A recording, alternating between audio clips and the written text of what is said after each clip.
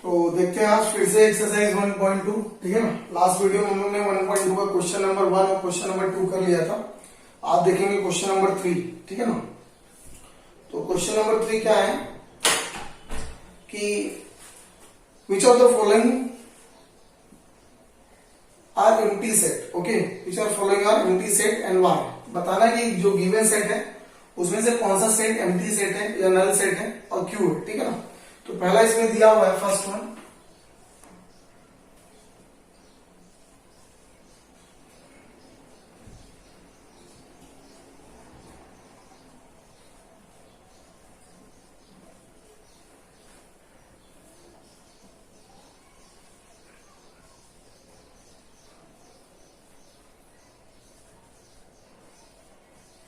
ठीक है ना। तो पहला क्वेश्चन दिया है कि सेट ए क्या है, A oblique A is a natural number smaller than 0। अब देखिए नेचुरल नंबर है और स्मॉलर देन 0 बोल रहा है। आपको आइडिया नेचुरल नंबर स्टार्ट ही 1 से होता है, तो 0 का तो सवाल ही नहीं उठता है। ठीक है ना। तो देयरफॉर सेट ए क्या हो जा रहा है, नल हो जा रहा है। तो therefore it is null set और एम्प्टी सेट। ओके, ये क्या हो रहा है, नल सेट हो रहा है या फिर एम्प्टी सेट हो रहा है। व्हाई? बिकॉज ये सेट जो बोल रहा है नेचुरल नंबर स्मॉलर देन 0, तो नेचुरल नंबर स्मॉलर देन 0 की बात कर दैट मीन यहाँ पे कुछ आने वाला ही नहीं। ठीक है ना, क्योंकि नेचुरल नंबर स्टार्ट ही होता है 1 से, तो 0 से छोटा तो हो ही नहीं सकता। ठीक है ना। तो इस तरह से क्या हो गया, ये गिवन सेट जो ए है इट इज नल सेट और एम्प्टी सेट। ओके, सेकेंड दिया है b equals to x oblique x square equals 0। ठीक है ना। तो b में एक्स स्क्वायर इक्वल्स टू 0, तो कोई ऐसा नंबर है जिसका स्क्वायर 0 होता है? हाँ है ना, 0। 0 का स्क्वायर क्या होता है, 0 होता है। ठीक है ना।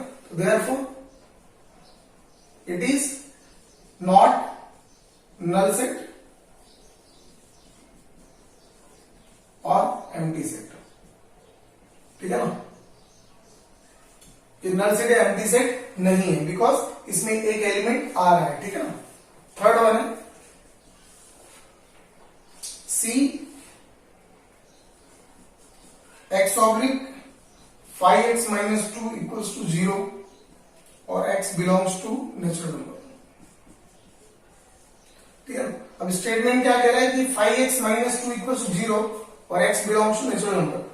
अब नेचुरल नंबर स्टार्ट कहां से होता है, 1 से होता है। तो अगर मैं x की जगह 1 रखता हूं तो 5 इंटू 1 कितना हो जा रहा है, 5, और 5 माइनस 2 क्या हो जा रहा है, 3। 0 तो आने वाला है। दैट मीन नेचुरल नंबर में कोई भी ऐसा एलिमेंट नहीं है जो इस इक्वेशन को सेटिस्फाइड कर दे। यस और नो? तो there is a no number, natural number which can satisfied this equation. तो देयरफॉर क्या हो रहा है, सी में भी आपकी वैल्यू आ रही नल। ठीक है ना। Therefore it is null set और एम्प्टी सेट। ये भी क्या होगा, नल सेट होगा या फिर एम्प्टी सेट होगा। तो इजी है क्योंकि आपने अगर डेफिनेशन प्रॉपर पढ़ा है null set, singleton set, finite, infinite, तो आप इजीली आइडेंटिफाई कर सकते हैं कि भाई ये नल सेट है या नहीं है। ठीक है ना। नोट। अगला क्वेश्चन, क्वेश्चन नंबर 4 क्या बोला, write the reason which of the following set are finite और इनफाइनाइट। तो आपको बताना है कि जो भी गिवन सेट है वो फाइनाइट है या इनफाइनाइट है। तो आपको फाइनाइट या इनफाइनाइट का डेफिनेशन आता हो। फाइनाइट का डेफिनेशन क्या बताया था मैंने आपको, ऐसा सेट जिसके मेंबर और एलिमेंट का काउंटेबल हो उसे हम फाइनाइट सेट कहते हैं, और ऐसा सेट जिसके मेंबर और एलिमेंट अनकाउंटेबल हो उसको हम क्या कहते हैं, इनफाइनाइट सेट कहते हैं। तो डेफिनेशन याद है तो आप इजीली क्या कर सकते हैं, आइडेंटिफाई कर सकते हैं। तो पहला दिया A X oblique X, X is less than 10 and X is natural number. ठीक है। क्या दिया, X oblique X, X is less than 10 and X is a natural number. अब देखिए नेचुरल नंबर स्टार्ट होता है 1 से। ठीक है ना। अब क्या बोला, नेचुरल नंबर लेस देन 10, तो क्या हो जाएगा, 1 2 3 4 5 6 7 8 और 9। तो काउंटेबल है। यस और नो? क्या ये काउंटेबल है, 1 to 9 होंगे नेचुरल नंबर लेस देन 10। तो therefore it is finite set. It is finite set, reason because it is countable. Okay, दूसरा देखते हैं, B Y oblique Y is less than -1 and y is integer, y is an integer, ठीक है ना।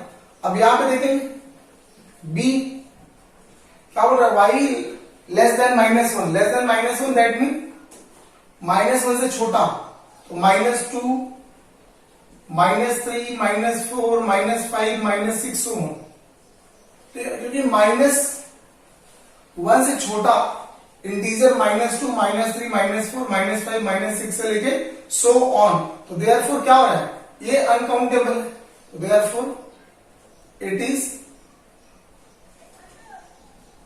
Infinite set, this is infinite set. Why, because B के जो members हैं वो क्या है, अनकाउंटेबल है। Less than -1 integer, that mean -2 -3 -4 -5 -6 so on, वो क्या है, अनकाउंटेबल है। थर्ड वन ले लेते हैं, सी सेट ऑफ स्टूडेंट्स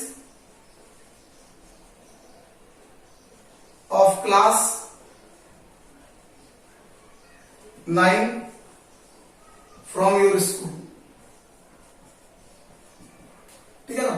अब देखिए आपके स्कूल के 9th क्लास में कितने बच्चे हैं, काउंटेबल है कि अनकाउंटेबल, काउंटेबल है ना, क्योंकि आपके स्कूल के 9th क्लास में कितने बच्चे हैं आप इजीली काउंट कर सकते हैं, उनका रोल नंबर है, स्टैंडर्ड है, ये सब, तो देयरफॉर इट इज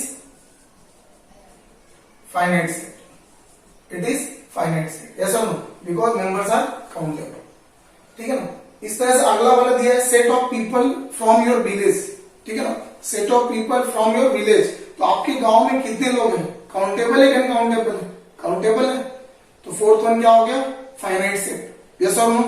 उसके बाद वाला क्या दिया है, set of apparatus in laboratory, तो लेबोरेटरी में जितने भी apparatus होते हैं काउंटेबल है कि अनकाउंटेबल है, काउंटेबल है, यस और no, therefore it is also finite set. उसके बाद दिया है set of whole numbers, whole number start from 1, whole number start from 1। Fifth one है सेट ऑफ होल नंबर्स, तो सेट ऑफ होल नंबर्स मान लेते हैं ये डी सेट है, और सेट ऑफ होल नंबर का 0 1 2 3 4 5 सो ऑन, तो क्या हो रहा है, इनफाइनाइट हो रहा है, यस और no, therefore it is infinite set, ये भी क्या होगा, इनफाइनाइट सेट होगा। अगला क्या, set of rational number, set of rational number क्या है, इनफाइनाइट है। हमने लास्ट टाइम बात किया था कि दो इंटीजर्स के बीच में, in between two integers there is infinite number of rational number, yes और नो।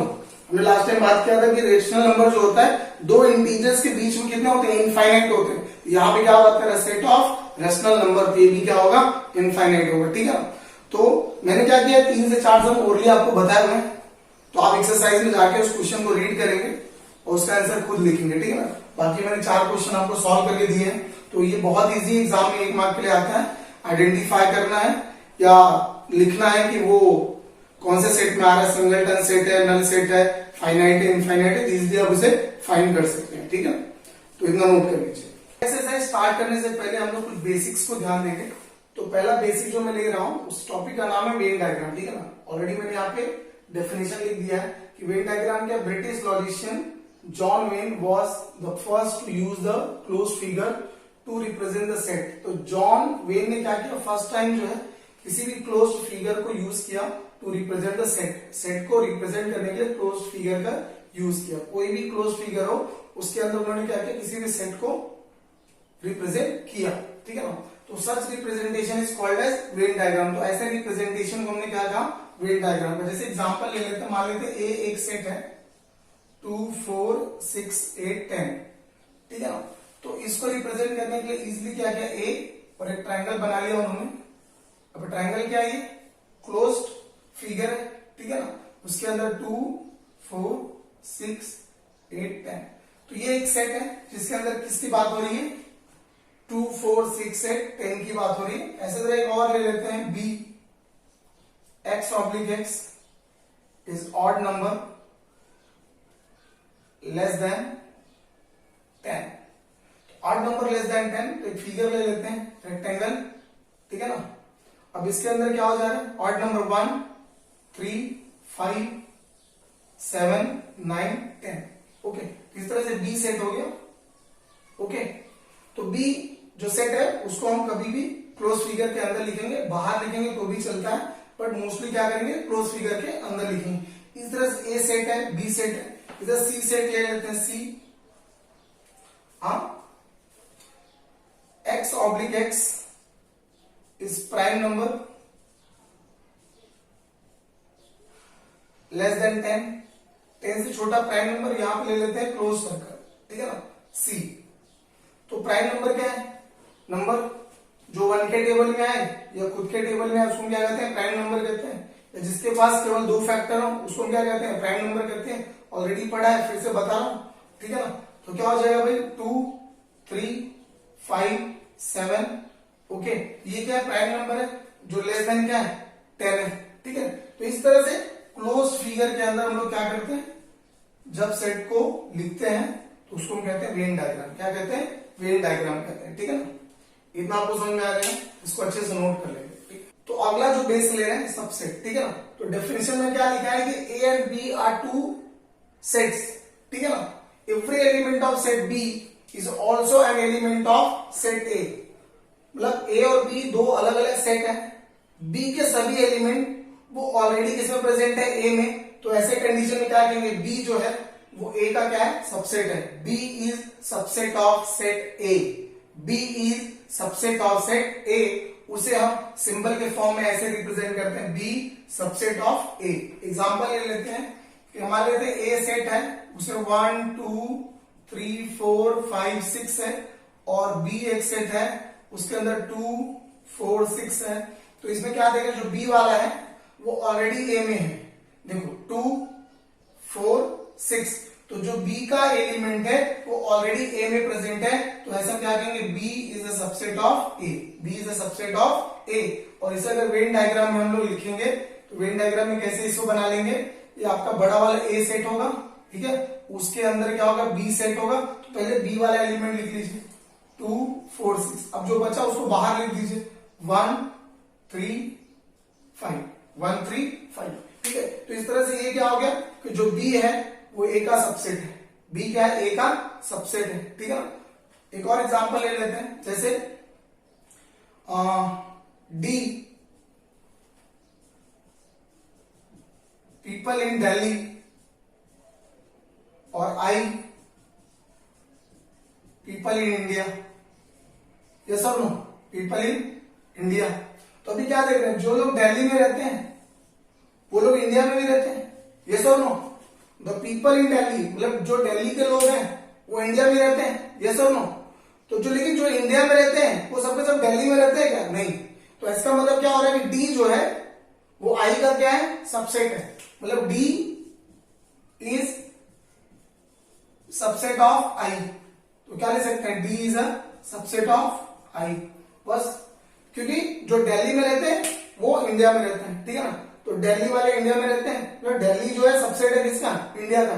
दिल्ली जो है इंडिया का ही पार्ट है, यस और नो। तो इस तरह से समझ सकते हैं सबसेट क्या है। तो ये काफी इंपॉर्टेंट बेस है, इसको भी अच्छे से एक बार लिख लेंगे, ठीक है। तो अगला जो बेसिक पॉइंट लेते हैं काफी इंपॉर्टेंट है, यूनिवर्सल सेट। अब यूनिवर्सल सेट से पता चल रहा है आपको कि ऐसा सेट है जिसके अंदर ऑल कंसिडरेबल सेट इंक्लूड होने वाला है। ऐसा सेट है ये जिसके अंदर ऑल कंसिडरेबल सेट क्या होने वाले, इंक्लूड होने वाले हैं। डेफिनेशन लिख दिया है कि think of a bigger set which will accommodate all given set under consideration in general is known as universal set। तो ऐसा सेट जिसके अंदर सभी कंसिडरेबल सेट इंक्लूड हो जाए उसको हम क्या कहते हैं, यूनिवर्सल सेट कहते हैं, ठीक है ना। यूनिवर्सल सेट को हम डिनोट करते हैं यू से, ओके। और इन वेन डायग्राम में बात करें, वेन डायग्राम में जो यूनिवर्सल सेट होता है वो रिप्रेजेंट होता है रेक्टेंगल से, ठीक है ना। रेक्टेंगल के अंदर हम बाकी सेट को रिप्रेजेंट करते हैं। मोस्टली क्या होता है कि यूनिवर्सल सेट को हम रिप्रेजेंट करते हैं बाय रेक्टेंगल, ठीक है ना। एग्जांपल ले लेते हैं, मान लेते हैं सेट ए है 1 2 3 4 5 6 7 8 9 10। ओके, फिर ले लेते हैं बी 1 4 9। फिर ले लेते हैं सी 2 4 6 8 10। फिर ले लेते हैं डी 1 3 5 7 9। फिर ले लेते हैं ई 2 3 5 7। तो अलग अलग बेस पे हमने सेट बना लिया है। सेट ए क्या है, काउंटिंग नंबर 1 to 10 है। सेट बी क्या है, परफेक्ट स्क्वायर है। सेट सी क्या है, इवन नंबर है। सेट डी क्या है, ऑड नंबर है। और सेट ई क्या है, प्राइम नंबर है। ठीक है ना। अब क्या देख रहे हैं कि जो सेट ई का मेंबर है, जो ई का मेंबर है वो भी ए में प्रेजेंट है कि नहीं, देख लो आप। और जो डी वाला है वो भी ए में प्रेजेंट है। जो सी वाला है वो भी ए में प्रेजेंट है, यस और नो। और जो बी वाला है वो भी ए में प्रेजेंट है, और ए वाला तो ए में प्रेजेंट ही है। तो इस केस में क्या देख रहे हैं, सभी सेट, सभी अदर जो सेट है उसके एलिमेंट ऑलरेडी ए में प्रेजेंट है। मतलब चाहे हम ई की बात करें, चाहे डी की बात करें, सी की बात करें या बी की बात करें, जो भी इनके मेंबर्स हैं, जो भी इनके एलिमेंट्स हैं, वो ऑलरेडी सेट ए में प्रेजेंट है। तो ऐसे कंडीशन में क्या होगा, set A is called as universal set because all considerable set उसके अंदर इंक्लूड हो रहे हैं। ठीक है ना, यस और नो। ऐसे केस में क्या कहेंगे, जो सेट ए है वो यूनिवर्सल सेट है। एक और एग्जांपल लेते हैं, जैसे डी से पीपल इन दिल्ली, बी से एम से पीपल इन मुंबई, उसके बाद पी से पीपल इन पुणे, और आई से पीपल इन इंडिया, यस और नो। तो ऐसे केस में क्या देख रहे हैं आप कि जो दिल्ली में रहते हैं वो भी इंडिया में रहते हैं, जो मुंबई में रहते हैं वो भी इंडिया में रहते हैं, जो पुणे में रहते हैं वो भी इंडिया में रहते हैं। इस कंडीशन में क्या, और जो इंडिया है इन तीनों का क्या है, हाँ यूनिवर्सल सेट है नहीं। तो इंडिया या I is universal set, I is universal set, yes और no. I is universal set. Okay, समझ में आया नहीं समझ में आया। तो यूनिवर्सल सेट क्या है, वो सेट है जिसके अंदर ऑल कंसिडरेबल सेट इंक्लूड हो जाए। ठीक है ना, तो काफी इजी इंपॉर्टेंट है, इसको भी आप लिख लेंगे। ठीक है, तो अगला बेसिक क्या लेते हैं, कॉम्प्लीमेंट ऑफ सेट। तो मान लेते हैं अगर यू आपका यूनिवर्सल सेट है और कोई सेट बी है, ठीक है ना, कोई दूसरा एक सेट है बी है और वो क्या है, सबसेट है यू का, सबसेट है यू का। तो क्या लिखा है, element which is not in set B. तो सेट बी में जो एलिमेंट नहीं है, यानी जो बचे हुए एलिमेंट है जो बी में नहीं है लेकिन यू में है, तो उस एलिमेंट को हम क्या कहेंगे, वो सभी आएंगे कॉम्प्लीमेंट ऑफ बी में। किसमें आएंगे, कॉम्प्लीमेंट ऑफ बी में। ओके, तो देख लेते हैं, उसको डिनोट करते हैं बी डैश से या बी कॉम्प्लीमेंट से। मान लेते हैं यू एक सेट है 1 2 3 4 5 6 7 8 9, और एक बी आपका सेट है 1 3 7 9। ओके, तो ऐसे में क्या देख रहे हैं कि बी में क्या 1 3 7 9 है। तो जो एलिमेंट बी में नहीं है उसे हम कहेंगे बी कॉम्प्लीमेंट। क्या कहेंगे उसे, बी कॉम्प्लीमेंट कहेंगे। कौन कौन से एलिमेंट नहीं है, 2 4 5 6 8। तो ये वो एलिमेंट है जो बी में नहीं है। तो जो बी में इंक्लूड नहीं होंगे वो रिमेनिंग एलिमेंट में किस में आ जाएंगे, बी कॉम्प्लीमेंट में आ जाएंगे। ठीक है, तो बी कॉम्प्लीमेंट क्या है, the element which is not present in set B but already present in universal set. Universal set में ऑलरेडी प्रेजेंट है लेकिन वो सेट बी में नहीं है, तो क्या हो गया, बी कॉम्प्लीमेंट हो गया। ऐसे कौन ले लेते हैं, ए ले लेते हैं 1 4 9। अब ये कंप्लीट स्क्वायर है, यार ए डैश क्या निकालेंगे, इन तीनों को छोड़ देंगे, इन तीनों को छोड़ देंगे, मतलब ये 3 छोड़ के बाकी जितने आएंगे एलिमेंट वो क्या होंगे, यूनिवर्सल सेट के ए कॉम्प्लीमेंट में आ जाएंगे। 2 3 5 6 7 8, ये क्या हो गया, ए कॉम्प्लीमेंट हो गया। ठीक है ना, इस तरह से भी काफी इजी है, इसको भी नोट कर लेंगे। तो हमने थियरी पूरी आज कंप्लीट कर ली है। नेक्स्ट वीडियो हम लोग क्या करेंगे, एक्सरसाइज को सॉल्व करेंगे। ठीक है, तो आज के लिए इतना ही।